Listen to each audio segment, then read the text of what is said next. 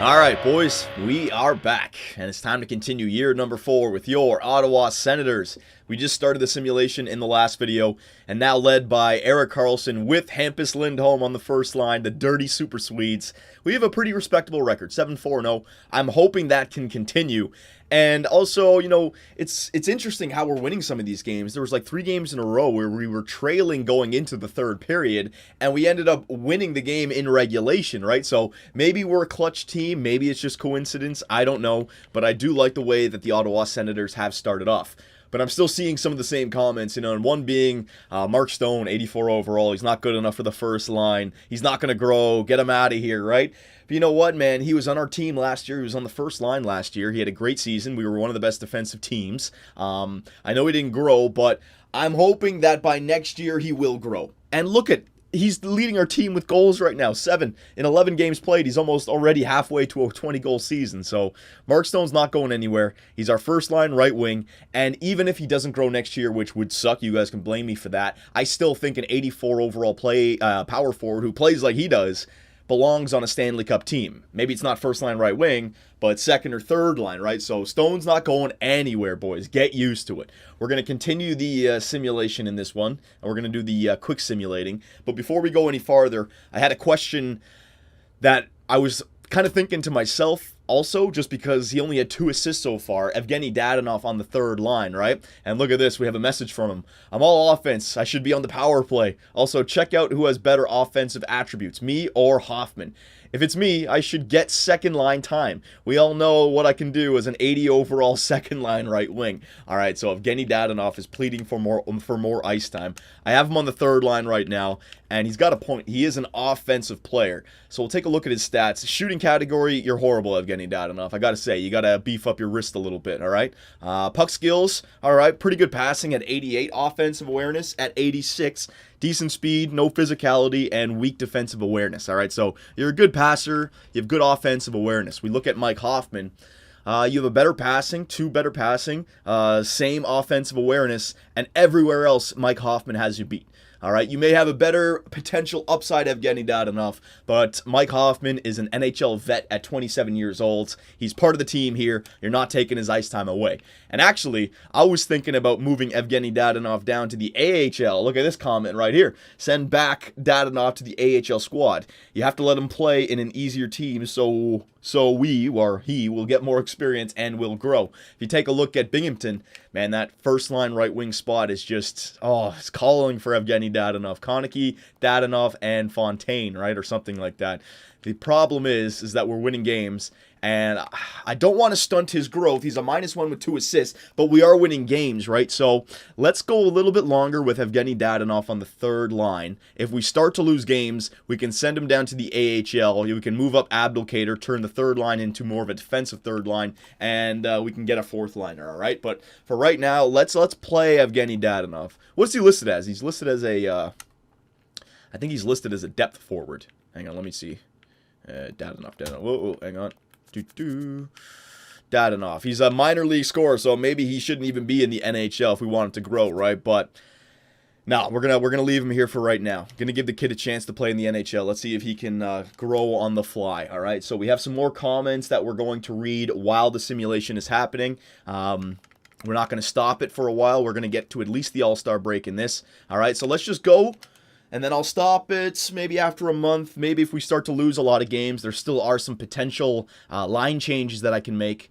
Before we get into the comments here, let me just see if we can win some games.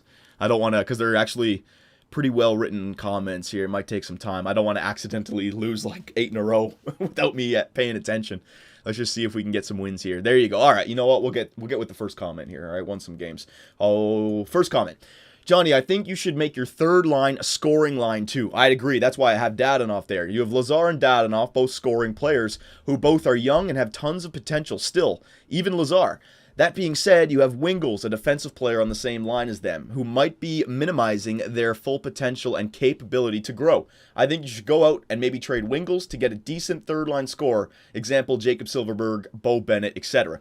So this guy wants me to go out and turn my third line into even more so of a goal-scoring line. Thing is, we were a good defensive team last year, and I don't want to give up on that. And Wingles, there's nothing wrong with the Tommy Wingles. I think he's playing fine for our team. So,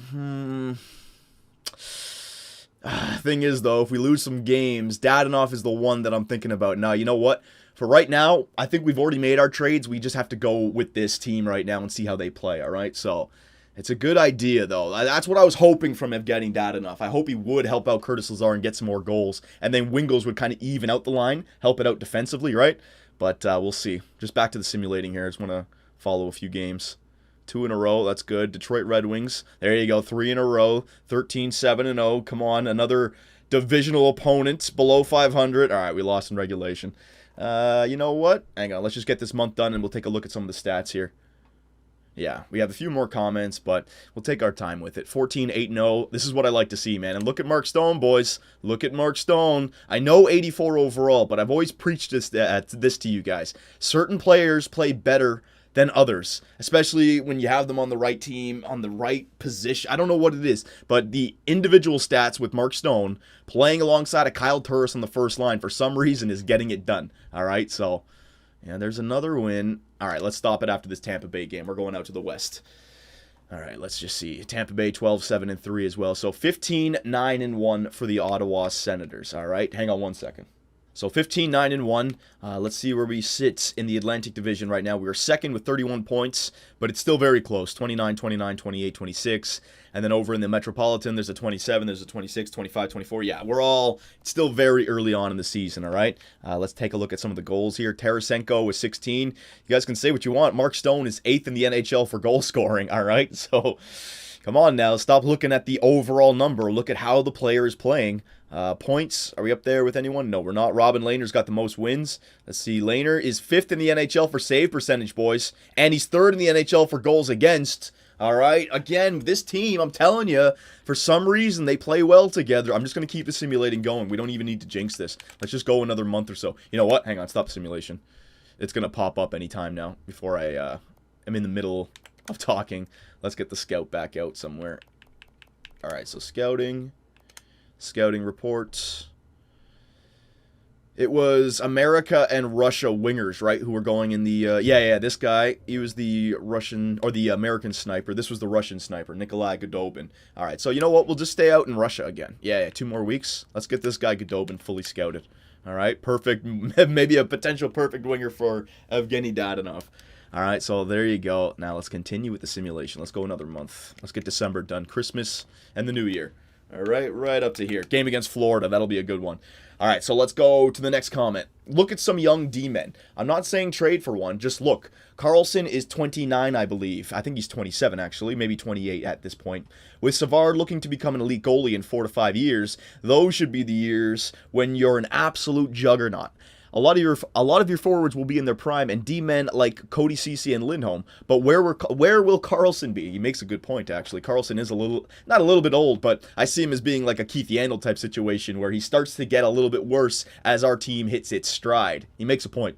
He's going to be 34 during the franchise's best years. He's an elite talent and makes the team a lot better right now, but look at your timetable. It's different from Carlson's. Don't be afraid to move some guys just because they're original Senators and deserve to be on the team. You need to be factual and unbiased. All right, you make a great point. Carlson doesn't seem to fit in with guys like Lazar, Dadonov, Lindholm. He's a little bit older, 4 or 5 years, right? But what did I say? I'm not always just looking for the future here in Ottawa. We're trying to build for the future while at the same time making the playoffs every year. So Carlson's the guy right now. You can look for the future all you want, but you're currently in an NHL season, and the man right now is Erik Karlsson. I know Lindholm has a higher overall, right? But offensive defenseman compared to a two-way, they play differently. Like I said before, the overalls. Carlson's the man here, right? He's not going anywhere. And I see a Captain Keith Yandel situation with Karlsson.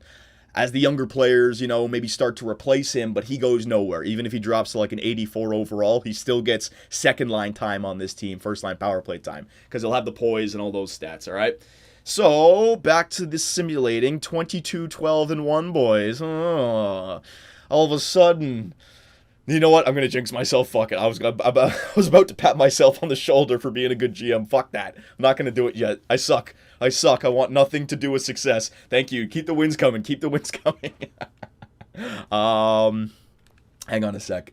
So, very good so far for the Ottawa Senators. 47 points. We are tied for, well, it's like a three-way tie for second in the NHL. But again, let's not get focused on that. We still have plenty of games to play. Let's just see if this... Again, I don't want to compliment myself, compliment you guys for some great suggestions on the roster moves that I actually did listen to. But this team, I'm telling you, man, I've felt it for the last 3 years. We should not be a playoff team with the way that you guys talk about it. And I kind of understand that. You look at the overall numbers, it's like, oh, there's better teams out there. He doesn't have a Crosby. He doesn't have a Stamkos, an Ovechkin, a Taves, right? But for some reason, this core of players, they play well together. Nobody takes over the goal-scoring race. We don't have a Vezina Trophy winning goaltender, right? Norris, a maybe, but it's just the core group. When they play together, for some reason, we're a good team. And I'm not going to mess with that. And it's good to know that I could replace Taylor Hall and Bobby Ryan with two younger snipers with a little bit lower overall, but it doesn't seem to affect us that much. We're still scoring goals, and we're a good defensive team. Mark Stone's got 17 now. Whew, 20 goal, man. Maybe even a 30. I'd imagine, though, he drops off a little bit. Hampus Lindholm is leading our team with assists. I'm telling you, man, what a huge trade that Hampus Lindholm one was. And I'm not, I saw some comments about how it was unrealistic. Bullshit, man. I gave him Taylor Hall, Mark Mathot. Give me a freaking break. All right, Carlson's a plus 19. Stone, 46 penalty minutes. What a beast Stone is. All right, scouting assignment. Let's see that Russian again, shall we? 6 weeks. Let's see how well drafted we have, or how well scouted we have him. Come on now. There you go. Good open, top 10.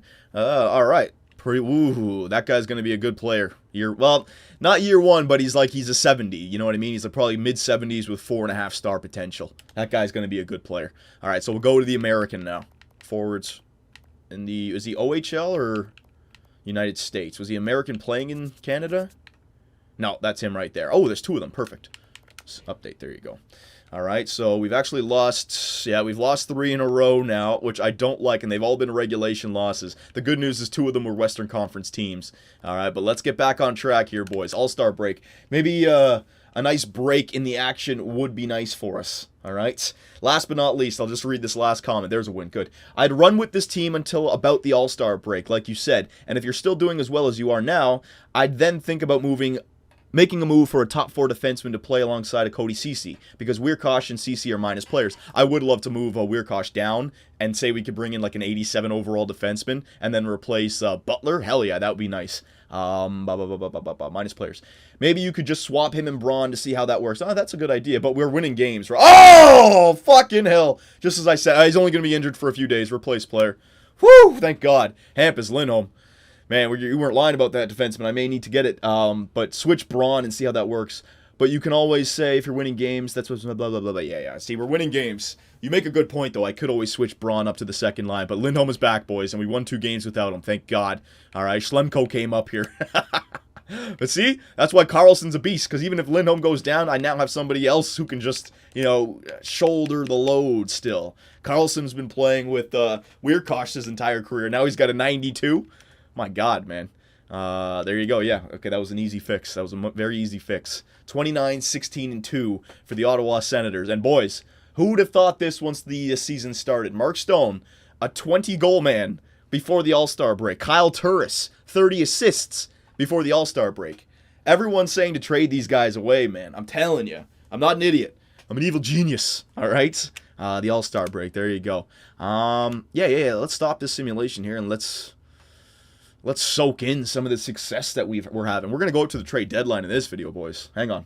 All right, boys. So we had a little frame droppage. Don't worry, you didn't miss that much. We still have some simulating to go. I went with the simulation after the All-Star break. We won 3, lost against Nashville, 1-1, lost against Dallas, 1, lost against the Minnesota Wild, and we also had Mika Zibanejad that just got injured in the Minnesota Wild game, all right? So we're still simulating up to the trade deadline. Don't worry, you didn't miss anything. So with Mika Zibanejad injured, we put Curtis Lazar on the second-line center position, and when the power play, I went with Curtis Lazar as the first-line center, and Evgeny Dadonov is getting that power play time that he wanted. All right, kid? So let's see if you can get some numbers here for us. Only have a few more. Yeah, I don't know how long Zibanejad was injured for. It'll pop up here when we do a few simulating Yeah, okay, so looking pretty good. All right, I'll just get you guys caught up with the stats. 74 points. There you go. All right, and we're off. Yeah, this is a nice little Western streak to the trade deadline. So even if we lose a lot of these games, even if we lose every single one of these games, they're not Eastern Conference teams that we're losing them to. So you know what, boys? I didn't want to jinx myself. And it was funny, too, because you know how earlier on in the video I said I don't want to pat myself on the back? After we won a few of those games, the Toronto game, I was like, all right, I'm patting myself on the back. What happens? We lost against Minnesota, Zibanejad got injured, and my frames dropped, all right? Never fucking jinx yourself, I'm telling you. And look, I'm just talking about it. Konecki gets injured again. Or another injury again, March 4th. All right, replace that player. He'll be right back. Done that trip to the United States. Let's go back to the U.S. again. There's 2 of them there. United States, 6 weeks. There you go. All right, so we just won that game against St. Louis. Beautiful. 4 more games before the trade deadline, boys. Now, I was trying to remember what I was talking about. I was talking about my first-round pick this year. We're a good team. I want to go farther than the second round this year. And we have a first-round pick that we could trade away, but who do we trade? Oh, God, post-concussion syndrome. May 1st! Jesus Christ, April, May. He's going to, oh, my God, Andre Burakovsky. That's a big one. Well, I'm just talking about who we need to trade for. Maybe another sniper to fill up our top 6. Oh, that really hurts. Andre Burakovsky goes down with a big injury. 8 weeks. That's going to cut into the playoffs. For fuck's sake, man. All right. I'm going to have to do this manually now. Jesus, that really hurts us. So, who should come up? Wingles. Oh, this is good. This hurts our whole team here. Second line sniper being lost. I know a lot of you are going to say Dadonov. I don't think Dadonov would work. A two-way and 2 playmakers. I think we need to move up Abdelkader, all right? I don't want to break up Wingles on the 3rd, and then we can throw in Condra on the wing down there. Yeah, all right, we're going to have to do that.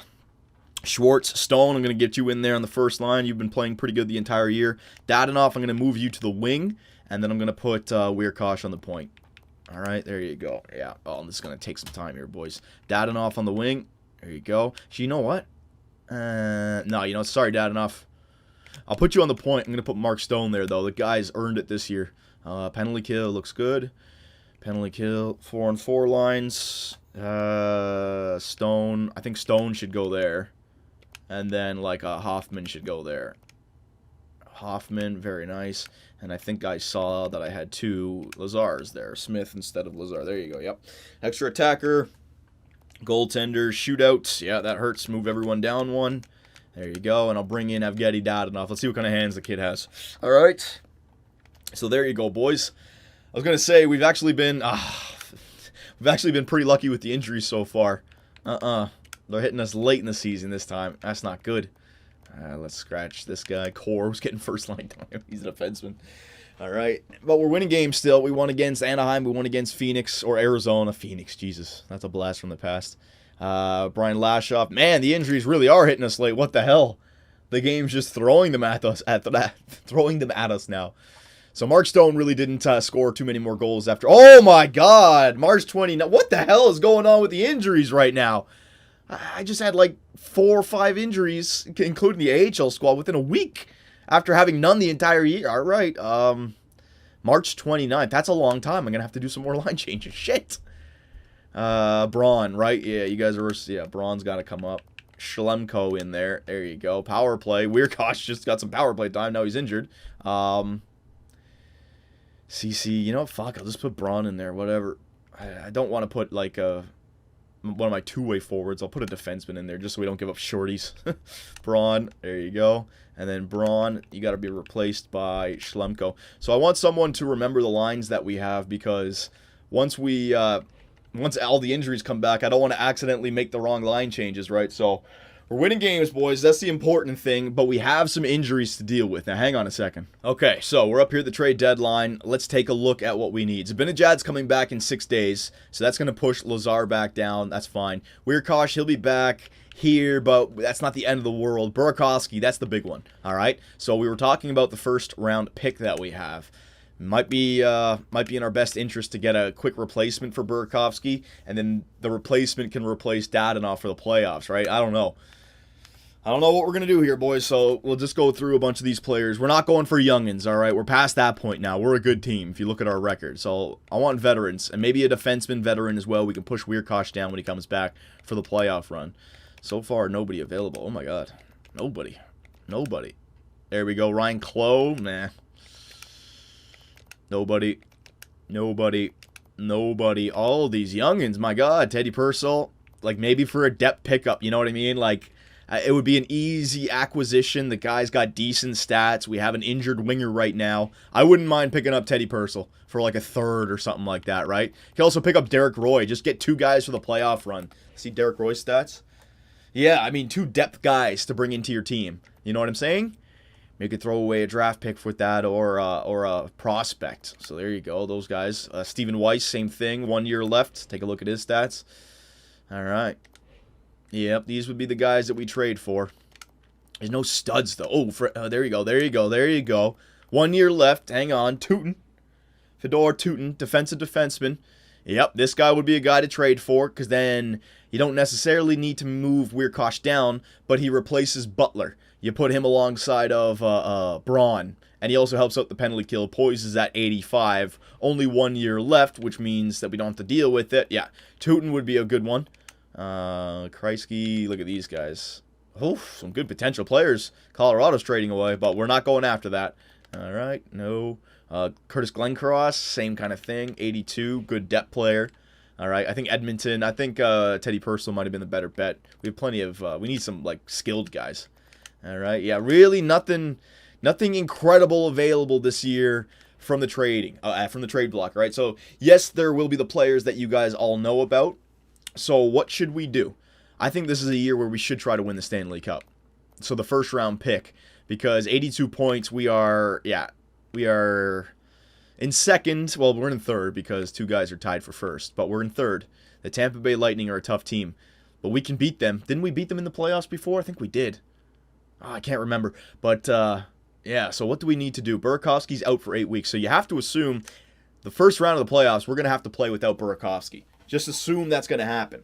So what do we need to do to go out and help our chances for that first round without a Burakovsky?